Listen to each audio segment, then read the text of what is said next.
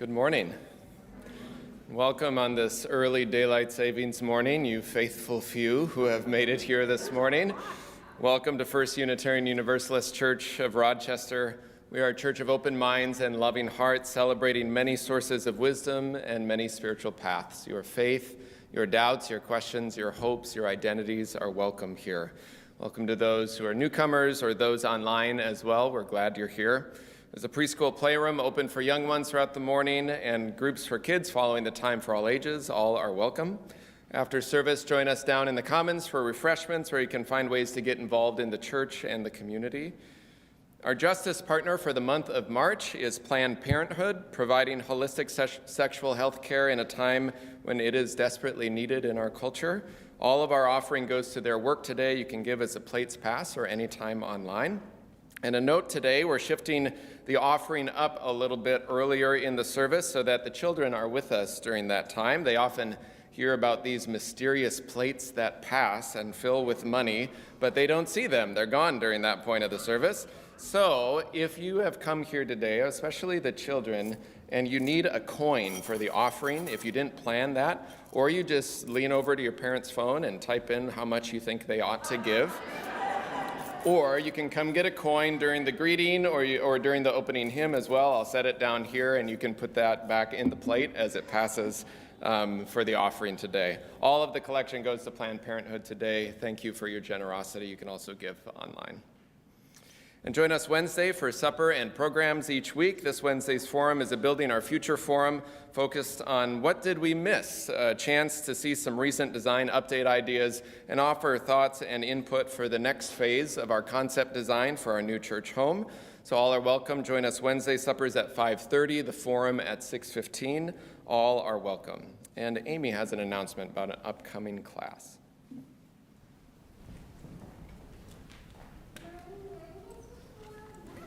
So many people discover Unitarian Universalism a little later in their religious journey, but even if you grew up UU, many still struggle with the question, what does it actually mean to be a Unitarian Universalist? If you want to dig into this question with other Unitarian Universalists from our congregation, I encourage you to join us in the class, Your UU Identity. It starts on the third Wednesday of the month, which is the 20th of March at 6:30 p.m., and it will continue on the third Wednesday of the month through the month of June. If you attended Wednesday's forum, you got a little taste of the first activity that we did. It was examining your core values. There's a sign up in the Commons, and I encourage you to sign up because this first little assignment takes a little bit of time, and I'd like you to get it done before our first class. So if you could sign up by next Sunday, that would be great, and then I will make sure to get all that information out to you. Again, your UU Identity class starts Wednesday, March 20th at 6:30. Talk to me or email me with any questions you might have. And finally, thanks to all who have participated in our combined pledge and capital campaign. We ask that you finish up these conversations with visiting stewards if you haven't already, and that you turn in your pledge form either in paper or online in the next week or so to help us plan for next year's budget. We're looking for about a close to a 10% increase in the annual budget to cover necessary increases for the next year. And we're well on our way in our capital campaign as well. You can follow and track the progress down on the colorful boards in the Commons. And we'll have a fuller update next week about where we are and what comes next as well. So thanks for all who have participated and for your generosity. So I invite you to take a breath as we enter our time of worship together with these words from our minister in the 1870s, the Reverend Eliza Tupper Wilkes.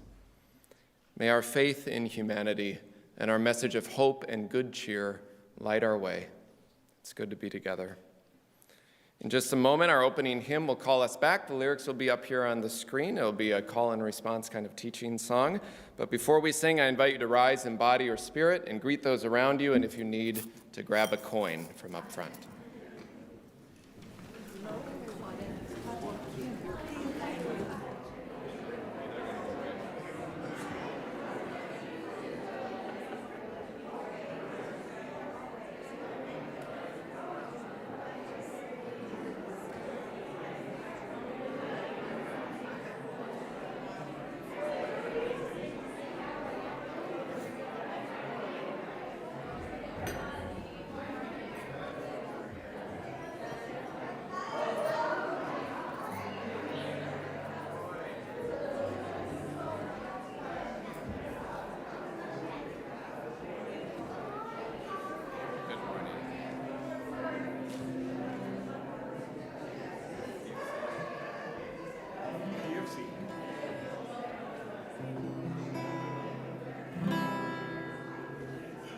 this will be a little call and response, and you'll just be needing to know the words up on the screen. And each time I'll sing like this, something like, turn me earth to a new sunrise, and you reply, turn me into the light of morning. And then I sing, turn me earth when I close my eyes, and you sing, turn me into the night. Turn me earth to a blackbird's trill, turn me into the light of morning, and round again to the whippoorwill, turn me into the night. And then the chorus goes like this, Rose and I will sing it. Turn me, turn me, turn me into the waiting dawn, turn me, turn me, turn me into the night. Sing that with us. Turn me, turn me, turn me into the waiting dawn. Turn me, turn me, turn me into the night. I think we're mostly there. Let's sing it together.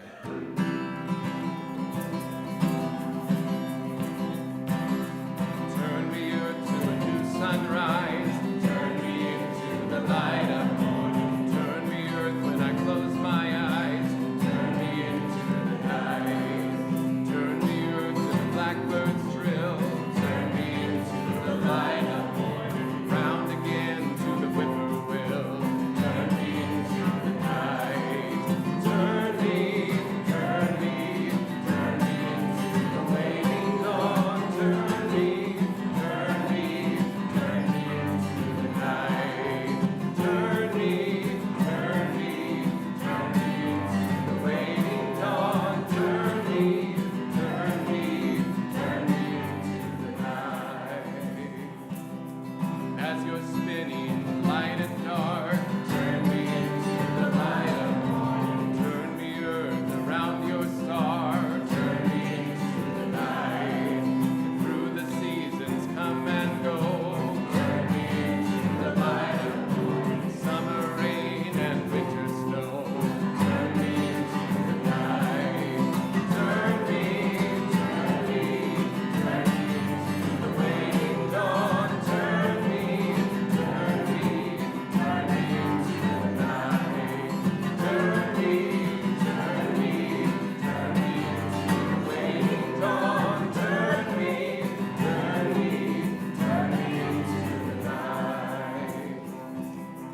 Turning earth, your child I am.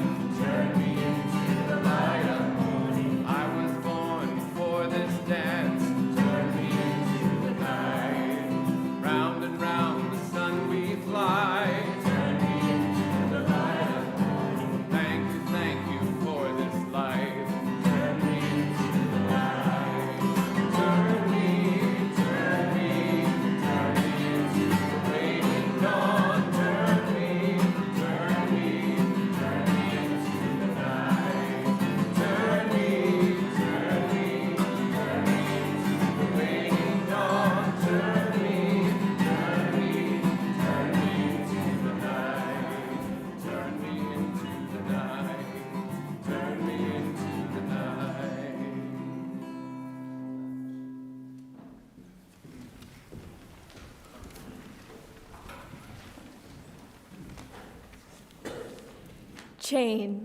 Changes abound around us, within us, between us, in our communities, our neighborhoods, and our beloved faith communities. Changes abound.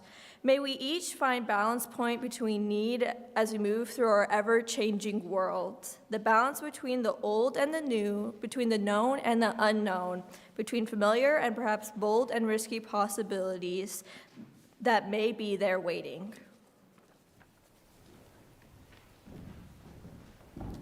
In gratitude, we'll receive the offering.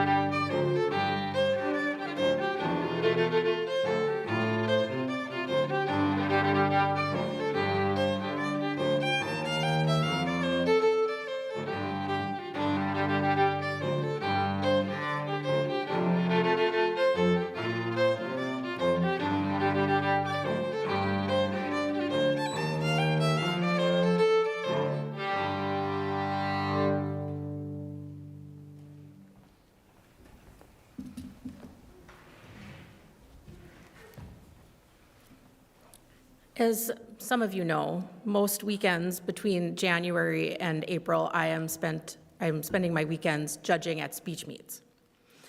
This is something that I did as a child. Well, I guess not a child, I was a teenager. They're children. It was a long time ago. But it is one of those things that is at one time rather depressing, because they are having to speak to the problems that have been created for generations leading up to this point. Doing speeches about international extemporaneous speaking, about international conflicts, U.S. extemporaneous speaking about things that are happening in the United States.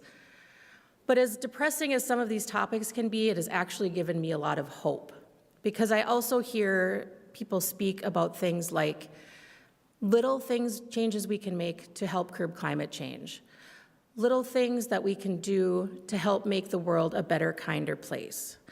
And each weekend, I'm reminded that all it takes is one person to start something small to make a huge change.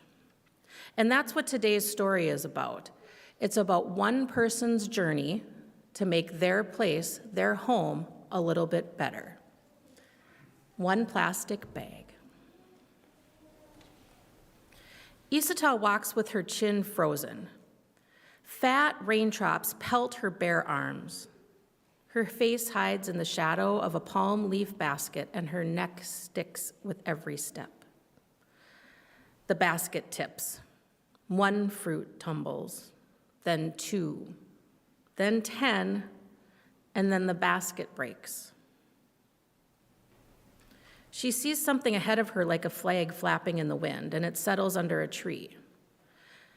Isatao picks up this strange fabric and runs it through her fingers, and discovers it has handles. With her basket now useless, she puts her fruit into this bag. She leaves her palm leaf basket on the ground, knowing that it will crumble and mix back in with the dirt. Isatao returns home, greeted by her grandmother, and she confesses, "I broke your basket, but I found this." "Plastic," grandmother frowns. "There's more in the city." Every day, Isatao watches neighbors tote things in plastic bags. They drink hibiscus water, wanjo, from the tiny holes in clear plastic. They eat hard candies wrapped in a rainbow of plastic. Isatao carries her papers in a plastic bag, but it breaks. 1 page flies away, then 2, then 10.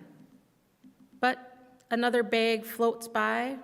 She drops the broken one into the dirt, picks up the new one, and puts her papers in the new bag.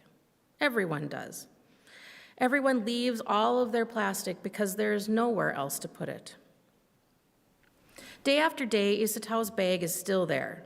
So are the hundreds of others that people have left, and the path to town, well, it isn't beautiful anymore. And as she grows into a young woman, Isatao doesn't even notice the ugliness around. Until one day, she arrives at her grandmother's and notices that the goats aren't roaming freely. They are now tied up. Many goats have been eating these bags, she is told. They cannot survive when they eat them. Isatao wonders what she can do to help her grandmother. She goes down the old, ugly road. She sees water pooled in the plastic bags and mosquitoes swarming around. The goats scamper past, foraging in the plastic for food and eating the plastic bags. Isatao knows too much now to ignore it. Holding her breath, she plucks 1 stinky bag from the pile, then 2, then 10, now 100. What can we even do with them? Isatao asks her friends. Well, let's wash them first, says Fatim. They wash, rinse, and hang the bags dry. Isatao notices her sister crocheting. "Can you teach me?" she asks. "Of course," her sister says, handing her a metal tool and showing her the stitches. Isatao gets up and finds an old broomstick. What is that for? Isatao has a plan. She has an idea, but will it work? She explains. They will carve a tool from the old wood. They will cut the bags and make spools of plastic thread. Then they crochet. Slowly and steadily they crochet. Some people laugh at us. They call us dirty. But I believe what we are doing is good, she says. They crochet into the night so people won't notice. But one day, people start to notice what they've been making. Isatau and her friends haul the recycled purses to the city. One person laughs at her, then 2, then 10. But then one woman lays coins on the table. She chooses a purse and shows it to her friends. Then 2 women lay down coins, then 10. Soon everyone wants one. Isatau fills her purse with coins and goes home to tell her grandmother. She has made enough money to buy her a new goat. When she passes by the rubbish now, she smiles. The piles, well, they're smaller now. And one day, all of this trash will be gone, and her home will be beautiful again. As we sing the children's benediction, I'll meet the children over by the door.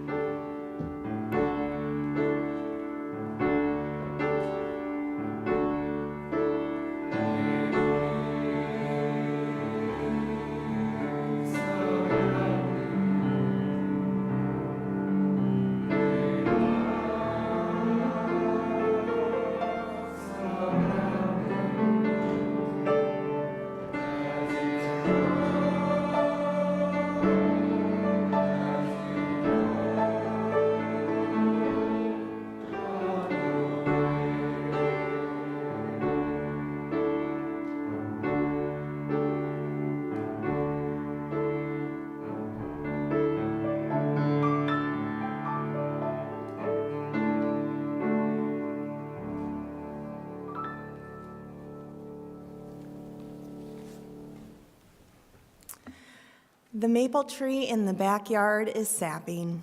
She is sapping like I have never experienced before, and with drip-drop motion, sticky syrup is covering the ground, making its way onto my kitchen tiles in the shape of a dog's paw. Spring is arriving quickly, and then slowly again, and I can't help but admire this wise sapping tree as she teaches my brown composite back porch what real wood should feel like. Before I know it, it'll be time to buy geraniums to plant in the hanging pots for the front yard. There's something about the way geraniums bloom and take up space that is beautiful and inspiring.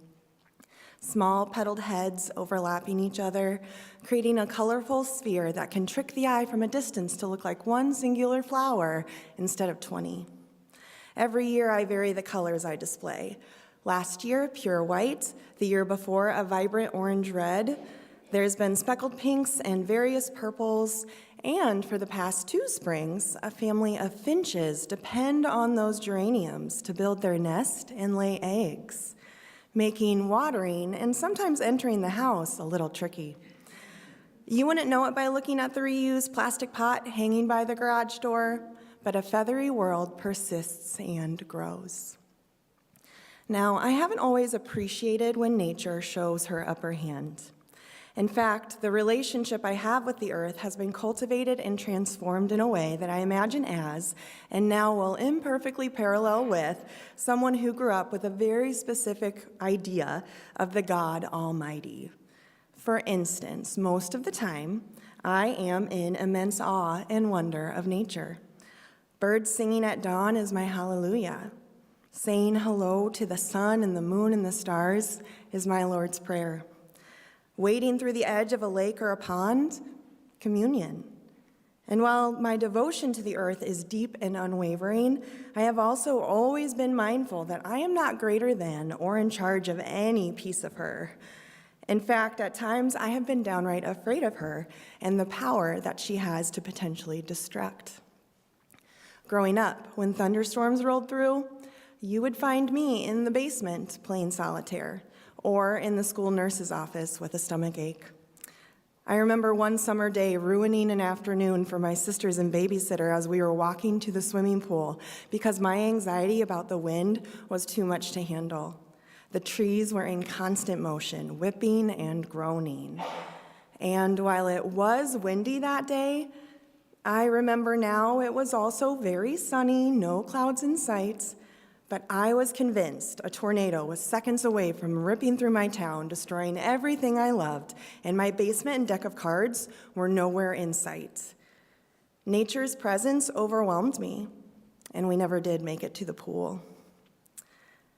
I can't pinpoint when or how my dread of thunderstorms and tornadoes subsided, but it did. I have learned that no storm lasts forever. And while I may still keep a deck of cards in my basement, I am less likely to fear her and more apt to feel in solidarity, in agreement about the rage the earth must carry as her skin burns and branches fall and thunder cracks. The harmony I now feel with nature through peace and turmoil makes me wonder, aren't we all just different images of her? Like a sapping maple tree making messes, or a mama finch finding refuge in geraniums.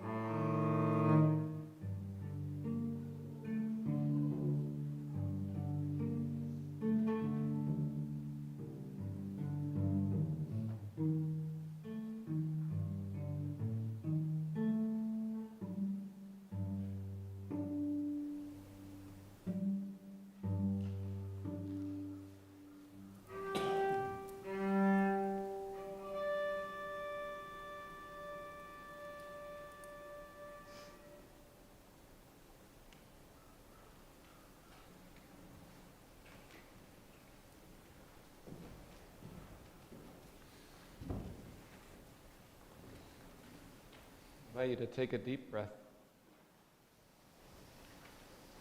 Breathe deep the breath of life. Feel below you the earth and its ancient turning.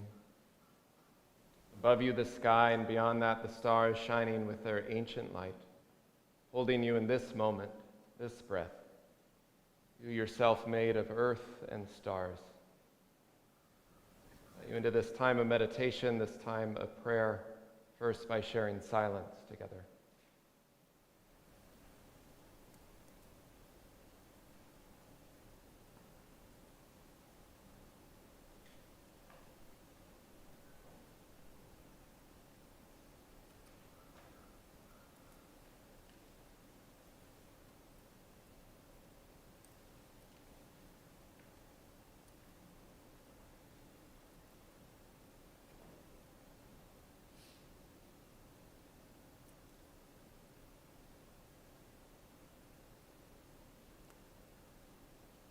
Spirit of life,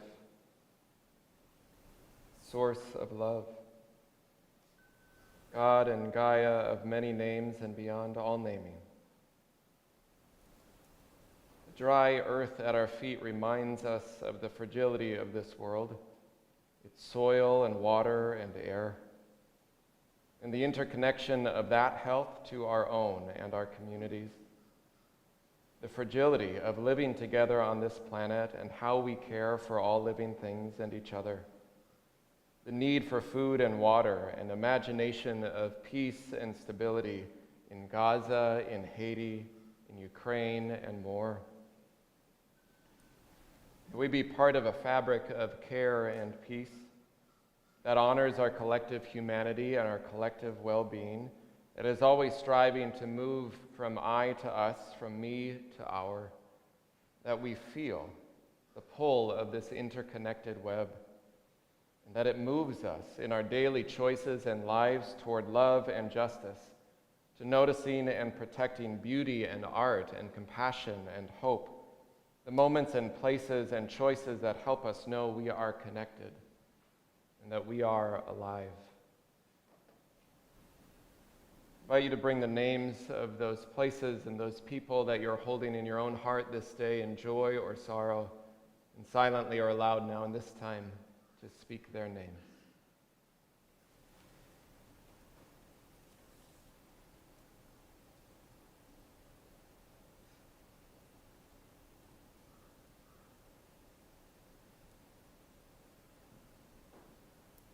May all those names be held in love.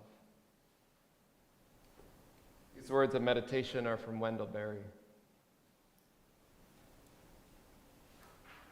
The need comes on me now to speak across the years to those who will finally live here after the present ruin, in the absence of most of my kind, who have given their minds to machines or become strange, overqualified for the hard handwork that must be done to remake, so far as humans can remake, all that humans have unmade.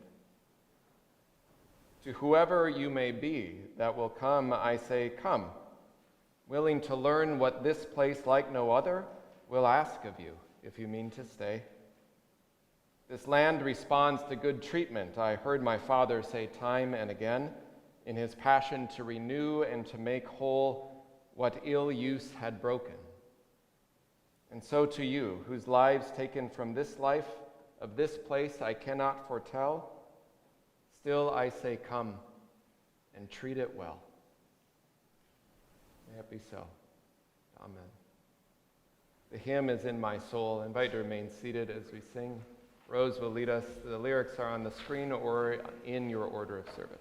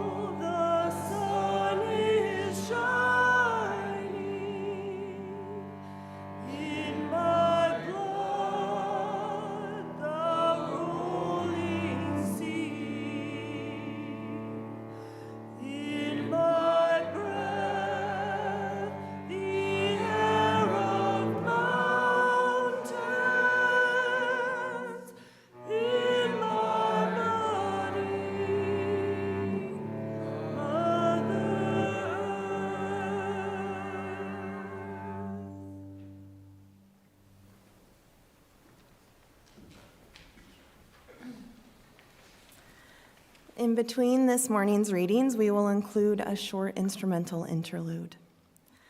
The first reading is an excerpt from Little Weirds entitled The Pits by Jenny Slate. I'm always picking at things when I am nervous or working up a reel later in my thoughts. I'd gone to town on my fingers, and I wasn't about to bite off my lips, so I went ahead and peeled the rind off my heart. I looked at what was there, and I said, factually, this is the pits. The pits are also the seeds. The pit is also a place deep with an actual bottom. You could argue that the bottom of the pit is where you plant the start of the thing that is made to travel to the light. But it is the planting of the pit that is the hard part, the part where you have to go down there and cover a small, hard thing with dark matter, the part where you are supposed to believe in a process, and the part when you must admit to your desire for the thing to work. And that is hard too. But you can do it if you want to try to do it. And the act is singular and special, even though you may have to do it many times over. And a few of those times, the pit will simply stay a pit. You have to be comfortable with the truth that there is a stone in the dark, a grave for a hope.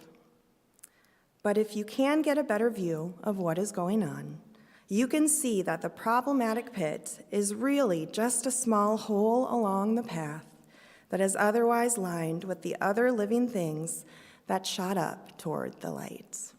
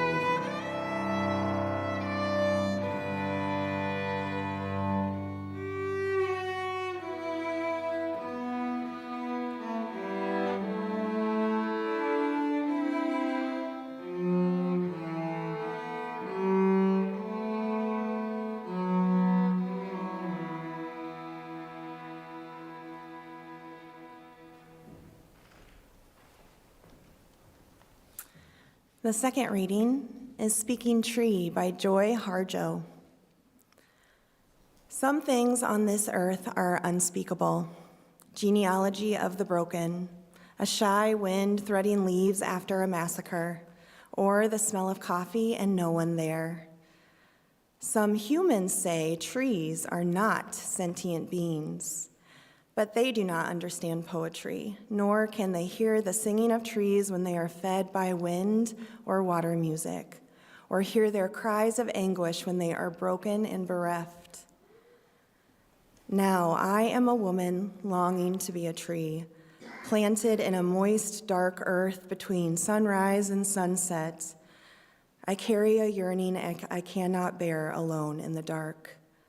What shall I do with all this heartache? The deepest rooted dream of a tree is to walk even just a little ways from the place next to the doorway to the edge of the river of life and drink. I have heard trees talking long after the sun has gone down. Imagine what it would be like to dance close together in this land of water and knowledge, to drink deep what is undrinkable.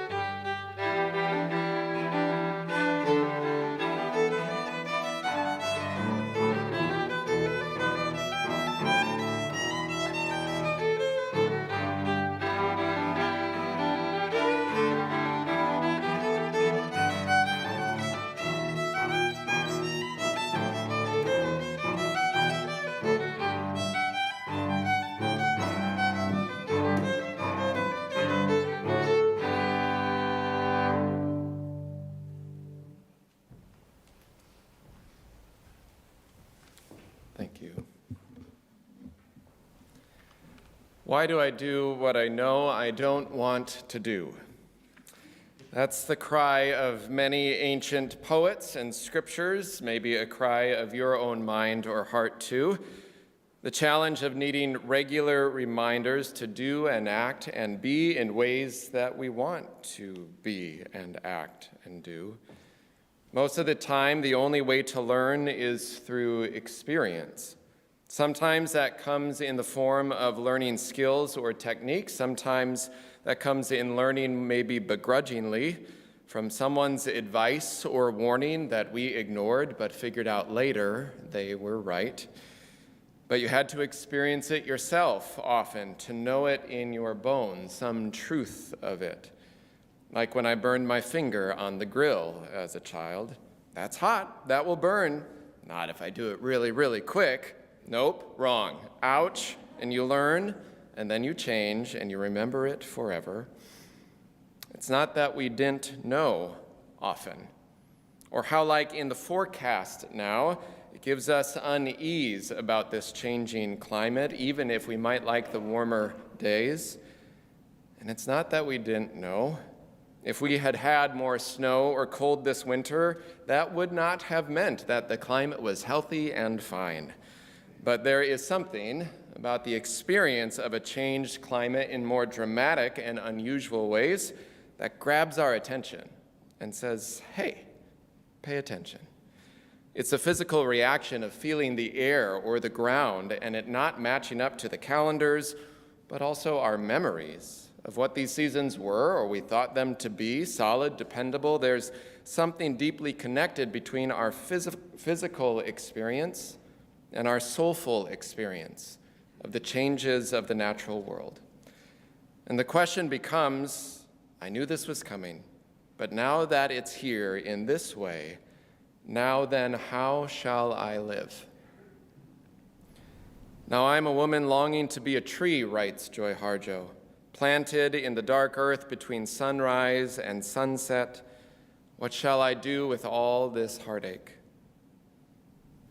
In Silent Spring, Rachel Carson gave us early warnings, at least in the modern era, in 1962, ignored by many in control and in power in ways that much of the world is still scrambling to catch up with and adapt to the wisdom there.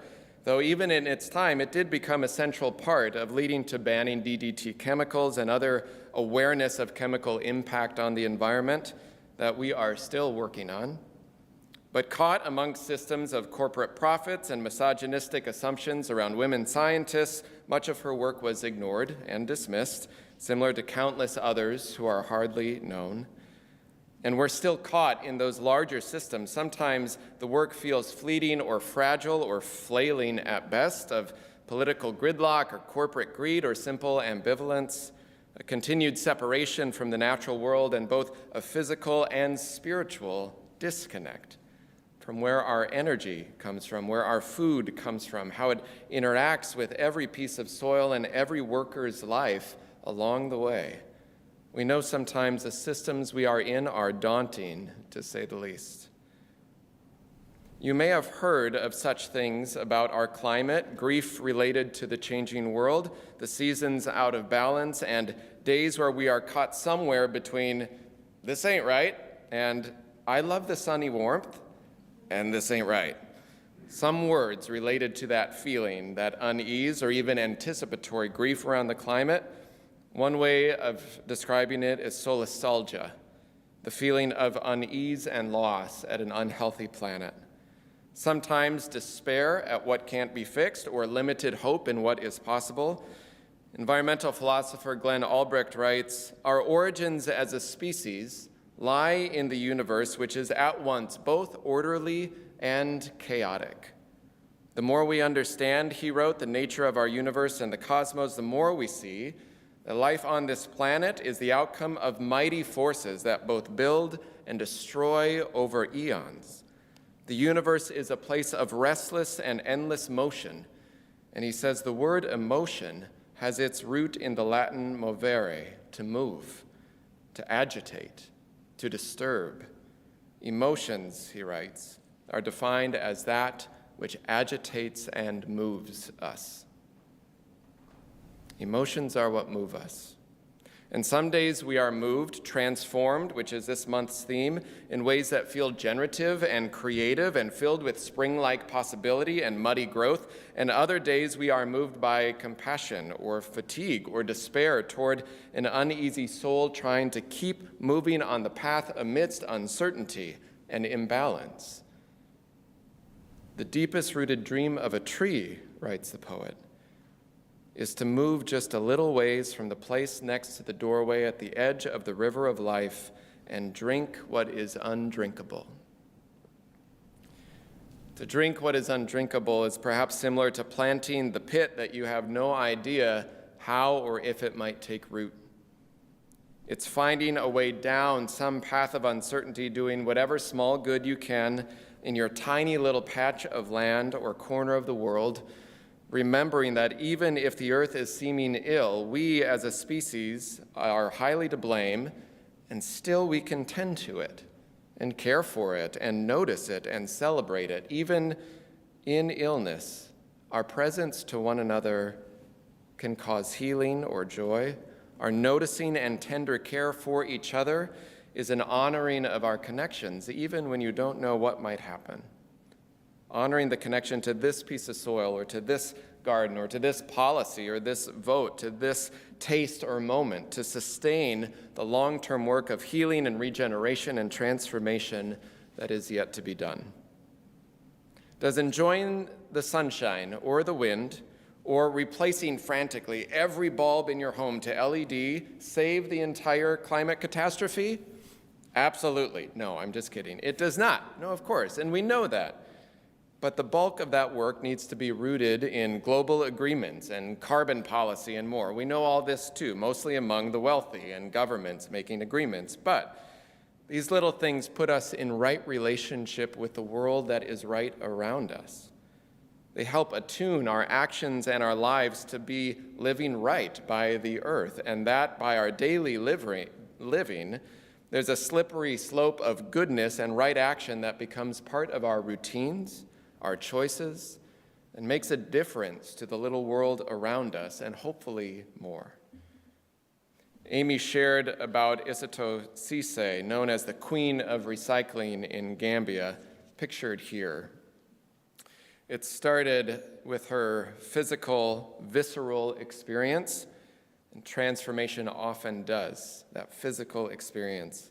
She said, "One day I stood at the edge of my village staring at an ugly heap of rubbish piled high on the earth, and amongst the discarded tins, food, and bike tires, one thing stood in my sight: plastic bags everywhere, mosquitoes swarming, murky puddles of water." She said, "We plucked the bags, washed them, cut them into strips, and crocheted them into bags. Other people made fun of us, but we never gave up," as Amy read about. She spoke of how support in the village was slim to none at first and eventually grew, that leaders in the village critiqued her, saying these jobs likely should be those of men. And over time, the work grew, making this care of the earth into a sustainable model of income and empowerment for women, then using that income to pay it forward and create community gardens for fresh food and sharing that proceeds with local orphanage and more. Sometimes when the trash piles up and somebody notices and you create a community, like in this next picture, she's not alone. And when the winds and the rains aren't right, then we are in relationship enough with the earth to be moved by that in whatever small or large way and begin to grow. So often in the weirdness of the world, we're required to hold multiple truths. This ain't right, and yet it's beautiful. Perhaps that's what most ancient spiritual teachings are about. It's broken and it's beautiful, both. Sometimes transformation takes a long time, months or years or generations, or never comes in some ways. Sometimes transformation strikes us in a moment, like remembering things we already knew, but the swirl of a day, be it the temperature or the high winds or a red flag warning in early March in Minnesota, takes hold of your attention. You're like, this is weird. And you say, yeah, this is weird. And you remember things need your attention. But it is the planting of the pit that is the hard part, writes Jenny Slate, a wonderfully hilarious and thoughtful comedian. The part where you have to go down there and cover a small hard thing with dark matter. But if you get a better view of what is going on, she writes, you can see that the problematic pit is really just a small hole along the path that is otherwise lined with other living things that shot up toward the light. Paths lined with living things shooting up toward the light. Sometimes that comes in the form of embodied experience, like a shift and change in the actual air around you. Sometimes it's in the form of words and actions from people, loved ones around you, reminding you in your own spoken values coming back to you after you taught these values to one of your children, per se, Earth Day years ago, and all of a sudden you're in the line at the store and they forbid you from accepting a plastic bag from the clerk. They say, I've heard that this happens sometimes to parents, and they say, Papa, no plastic bags. And I've heard maybe that your inner make-no-fuss Midwesternness gets very uncomfortable. It gets in your way because you don't want to trouble the clerk by interrupting their work or making them rebag something or feel like you're asking too much, but the little voice and face there insists. From your own values you express to them with a scowl that you are both proud of and judged by simultaneously. These values come back to bite you or encourage you to do the right thing. And all of a sudden, make no fuss gets overruled by leave no trace. Good action can be as slippery a slope as poor action, because that no plastic rule turns into needing a compost. So we don't need a plastic bag in the kitchen garbage anymore, and all the scraps go into the compost and don't make a big mess in the kitchen garbage. And all you need there is a paper bag now, so you collect that little trash in a much more sustainable way. And every time you open that and see that paper bag that you never thought you would stoop to, because you're like, no, the kitchen garbage is gross, you need something strong and plasticky. And you get past that, and those stinging little words come back from that little activist, and you remember how much they love the sunshine and the earth. And you want to do whatever tiny little action you can to not necessarily save the whole world from catastrophe, but to honor and attend to that relationship and that obligation to the flourishing of the planet. And you can say, yeah, I can do this thing, and maybe I can do this other thing, or maybe I can do a little more. And you help ease even a tiny bit of your own inner helplessness or despair, and you remind yourself how you want to live in this earth for 1,000 reasons. Sometimes the dust from the bare ground that you love, that should have been covered in snow, flies up in the wind to remind you, something like a mix of prayer flag and signal for help. And you grab a flying plastic bag and you make it into something useful, or you challenge your assumptions that your actions don't matter, or that there's only one right way to do things. And you stop maybe using those bags altogether, or remind yourself to notice where your food comes from, or how it's grown, or who's working that land and how they're treated, and how every morsel of nourishment is an embodiment of interconnection. It's a testament to how people and land and animals are cared for, and each morsel is a prayer for the world as you want it to be, and a reminder of your covenant, your promise to each other, of calling ourselves into right relationship, hopeful relationship, even in the midst of the pits, remembering that recreation is possible. The hymn is Morning is Broken. I invite you to rise in body or spirit as we sing.